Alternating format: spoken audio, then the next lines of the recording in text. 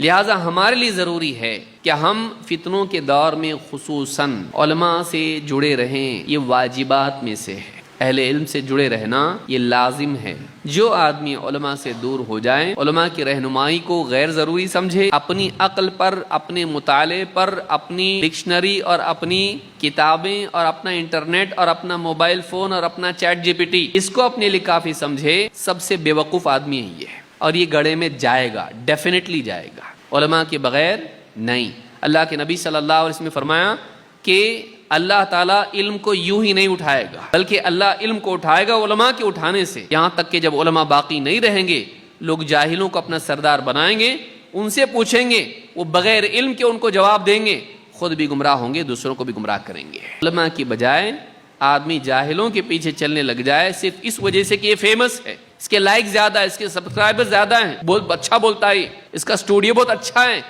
اس کا pod cost بہت اچھا لگتا۔ اگر صرف اس طرح کی چیزوں کو دیکھ کے آدمی متاثر ہو جائے، انداز بیاں اس سے آدمی دھوکہ کھا جائے، لیکن گہرائی علم کی اس کے پاس نہ ہو، اس کو اہمیت نہ دے، بے وقوف آدمی ایسا، یہ نادان ہے، یہ نقصان اٹھائے گا، گمراہ ہوگا۔ علماء ضروری ہیں ہر دور میں قیامت تک۔